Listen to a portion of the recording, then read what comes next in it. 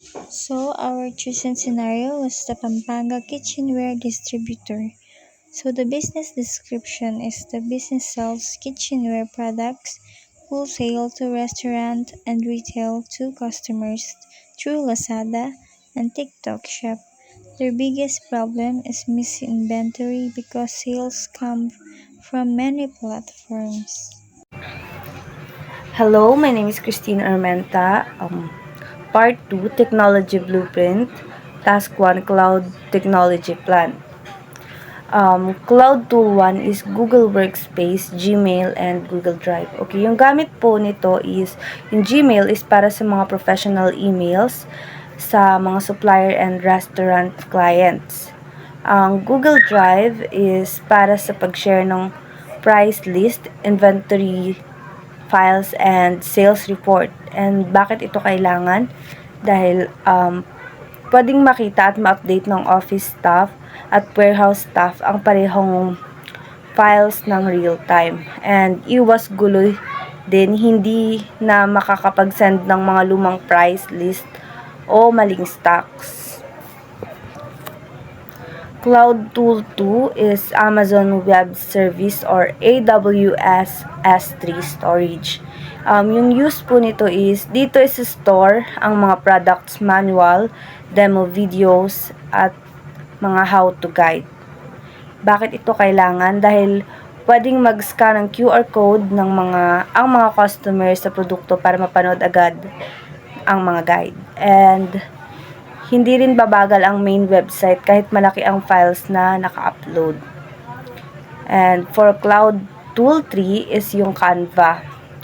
Yung use po nito is paggawa ng product posters, catalogs, at mga templates para sa TikTok videos. Bakit ito mahalaga or kailangan? Siguradong consistent yung branding, yung itsura ng ads like sa Lazada, yung sa TikTok Shop, at sa mga websites. Madaling gamitin siya, and kahit para sa mga staffs na hindi expert sa design. Yun lang po. Task 2, web hosting plan. Selected hosting type.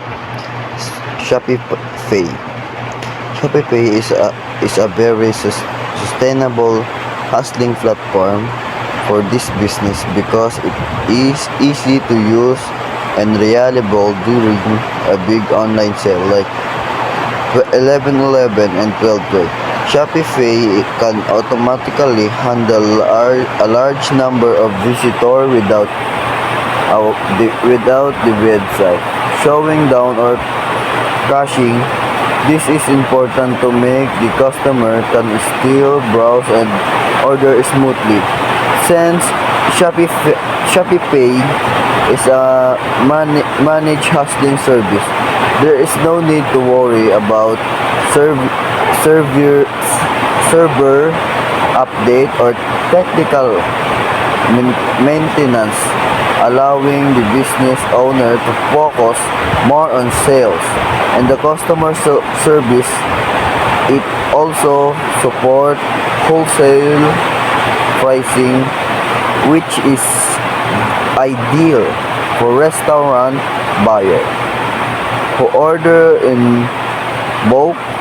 In terms of customer experience, Shopify provide a fast loading website, especially on mobile phone, which most customers use for online shopping. The checkout process is smooth and simple, making it easy for customers to complete their purchase without confusion. Additionally, Shopify offers real-time shopping rate calculation for different locations in the Philippines, helping customers see accurate delivery costs before placing their order. Overall, Shopify is helped to create convenience, reliable, and user-friendly shopping experience for the customer. Recommended ERP so inventory. Kunwari, mayroon kang 10 stocks na t-shirt na nakapost sa TikTok, Lazada, at Shopee. Kapag may bumili ng isang damit sa TikTok, automatic magiging 9 na lang ang stock mo sa Lazada at Shopee. Hindi mo na kailangan isa-isahin ang bawat apps.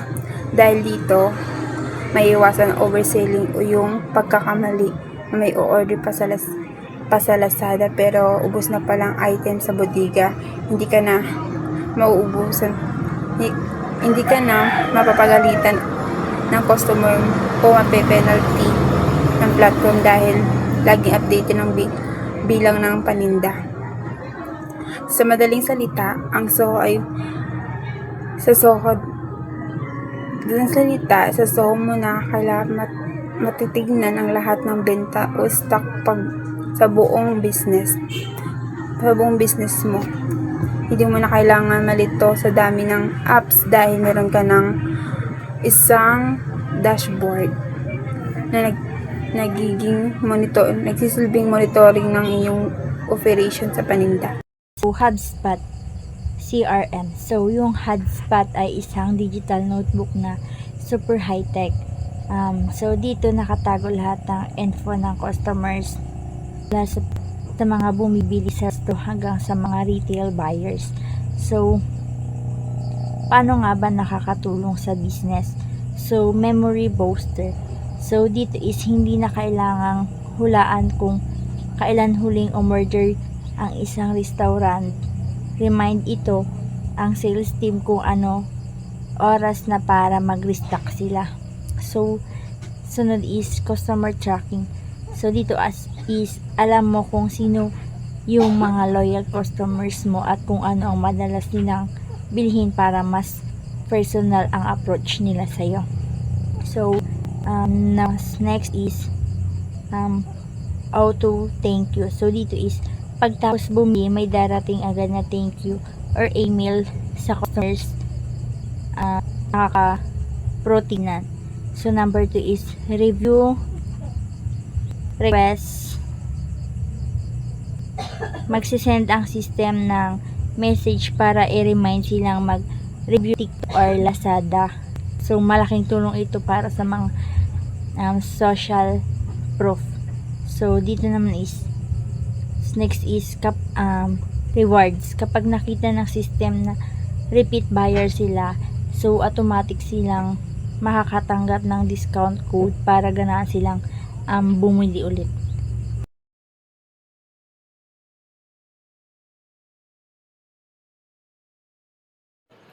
Ayan. So, next naman po natin is yung integration map system connections.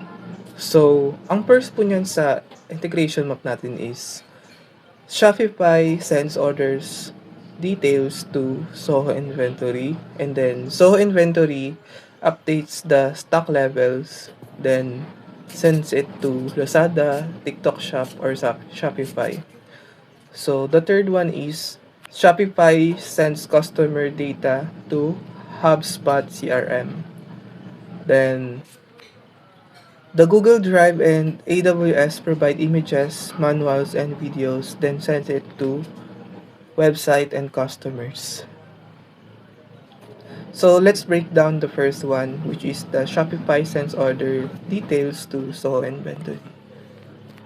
So kapag may bagong order sa Shopify, automatic na nagsasend yung mga details ng order to Soho Inventory. So meaning kasama po dito yung mga product details, then quantity, customer info, tsaka yung mga shipping address. So yung purpose po nito is para ma-manage ng Soho Inventory ang fulfillment process. So ina-update po nito yung mga stock levels at tsaka tinatrack po nito yung inventory sa isang centralized system.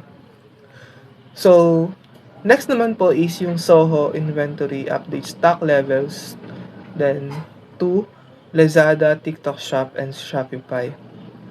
So, kapag po na-update yung mga stock levels sa Soho Inventory, may sync po nito yung iba't ibang selling platforms. So, gaya na lang po sa Lazada, para consistent po yung kanilang stock info sa Lazada store.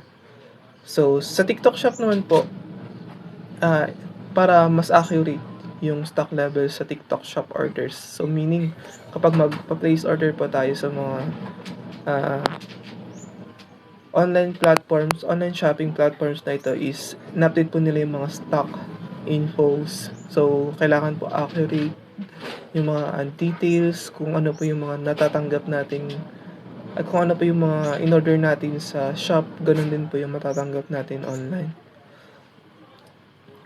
So, ganyan din po sa Shopify para consistent po yung stock Shopify store. So, yung benefits po nito is to avoid overselling, tsaka para na rin po ma-improve yung customers experience. Tsaka nag-automate po yung inventory update. So, meaning, kada na out of stock po yung isang specific na product, sila po yung nag-automatic restock sa or nag-automate ng inventory. So, mahalaga po yun para magkaroon ng accuracy sa mga online platforms. So, next naman po is the third one. Shopify sends customer data to HubSpot CRM. So, yung customer data mula sa Shopify, like purchase history, contact info, ay masasend po sa HubSpot CRM. Pero, be mindful po na kapag po nagsasend tayo ng mga, or kapag ina-allow po natin yung mga data na nakuha ng mga applications na gaya ng mga TikTok or Shopee, mga ganyan ko, at kung ano man pong online shopping platforms. So, be mindful po sa kung anong klase ng private data ang kinukuha nila mula sa'yo. Kaya mahalaga po yun na nagbabasa tayo ng privacy tsaka data gatherings ng isang application kapag mag-open po tayo. So, yung purpose po nito is para sa better customer management, personalized marketing, tsaka sales follow-ups. So, usually, data gather po sila or kumukuha sila ng mga data ng isang customer para ma-maximize po nila yung customer experience or ma-optimize. So, meaning, kung ano po yung mga nilalike nyo, kung ano po yung mga sinesearch nyo online. So, nakukuha po nila yun. At yun po yung ginagawa nilang basis para maipakita sa iyo yung mga nakalagay sa advert screen mo. Like, kapag bubukas ka ng app nila is makikita mo agad doon yung mga gusto mong hanapin. Like, hindi mo na kailangang i-search kasi nga automated na yung kanilang customer experience. So, nangyari to usually ngayon or currently sa mga apps, no? Na nakapag magbubukas tayo ng mga TikTok shop. Yun, usually makita mo na doon yung mga sinesearch mo, nagalabas na sa homepage ng kanilang shop. So, usually, dahil yan sa kanilang data gathering mula sa kanilang customers. So, lastly, Google Drive and AWS provide images, manuals, and videos, then send it to website and customers. So, yung images, manuals, at videos na nakukuha nila sa Google, nai-imbak nila sa Google Drive at AWS or Amazon Web Services ay mai-retrieve para ipakita sa website para mapakita sa customer yung mga product images, videos, at manuals.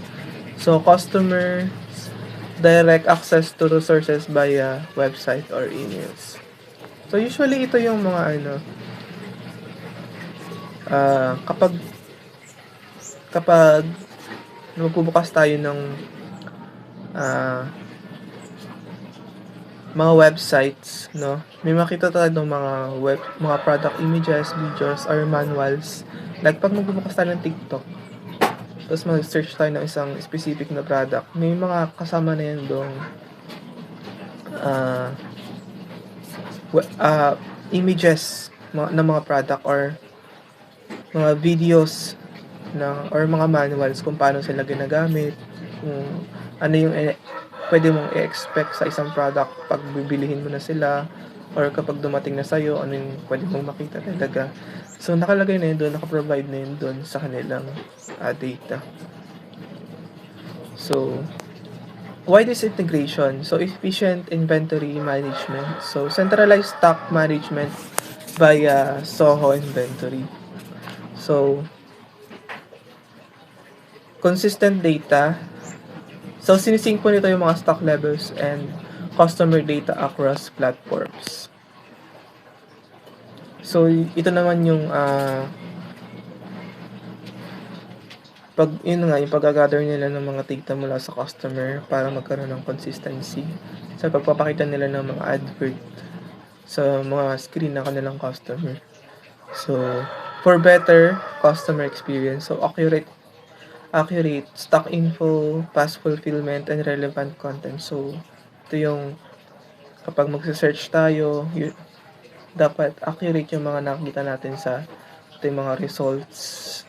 And then, makakakita rin tayo ng mga relevancy, no, sa mga content. So, kung ano yung sinerch mo, yun din yung makikita.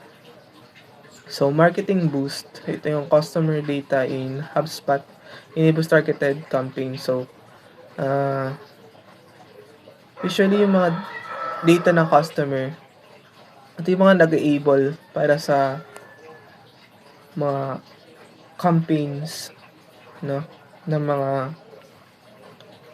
specific product na ito. So, meron pa ako ditong example flow. So, number 1 is yung customer orders a product on Shopify.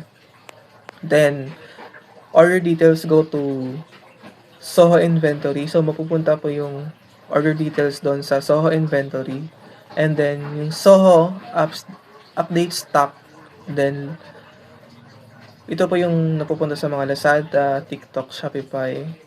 So, sila po yung nakakagets na mga updates doon galing sa customers kung anong in-order nila. So, yung customer naman, customer data goes to HubSpot CRM, and then website shows updated product images from Google Drive or AWS. So, para po gawin natin simple, yung order details mapupunta sa Soho Inventory, and then yung Soho Inventory is mag-update ng stock sa Lazada, TikTok, Shopify. Then yung Shopify or yung Lazada at TikTok, mag-gather sila ng customer data, and then yung customer data na yun ay mapupunta sa HubSpot CRM.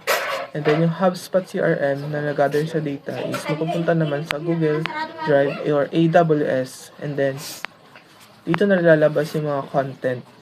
Then sa content na yon, doon yung mga website or customers, yung mga image, videos, yung mga accuracy or na mga content na lalabas. So, sa kabuuan, ang integration map na ito ay nagpapakita ng seamless flow ng data sa iba't ibang platforms. So, dito yung nag-i-ensure ng efficient management ng orders, inventory, customer data, at content. So, sa pag-connect natin sa mga ganitong klaseng online platforms, shopping,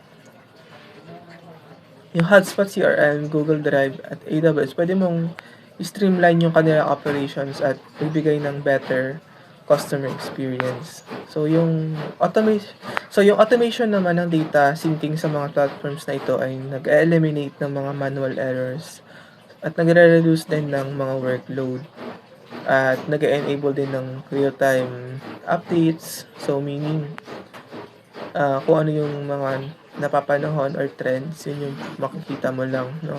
So sa Soho Inventory, sa gitna, ang inventory management ay mas nagiging madali. So, meaning mas nababawasan yung mga workloads. So, na-ensure din ito yung mga accurate stock levels sa lahat ng selling channel. So, meaning, kung ilan na lang yung available na stocks doon sa available sa specific na products, yun na lang yung makikita mo para accurate, no? So, ang integration sa HubSpot CRM ay nagbubukas naman ng opportunities para sa targeted marketing at improve customer relationships. So, bukod dito, ang paggamit ng cloud storage solutions tulad ng Google Drive at AWS ay nag-i-ensure naman ng content ay readily available at easily accessible sa customer. So, nag-enhance din to ng overall experience nila. So, ang integration map na ito ay perfect example siya na kung paano magagamit ang business, ang technology para mag-scale ng operations. So, nakaka-help din sa kanila para mag-improve ng efficiency at mag-drive ng kanilang growth sa business industry. So, sa madaling salita, ang integration map na ito ay nagpapakita po ng power ng connected system sa today's digital landscape. So, kung saan po ang data ay nagpo-flow ng seamless platforms at ang business po ay pwedeng mag-focus sa kung ano ang mahalaga, which is yun nga po ang mag-deliver ng value sa customer. Yun lamang po.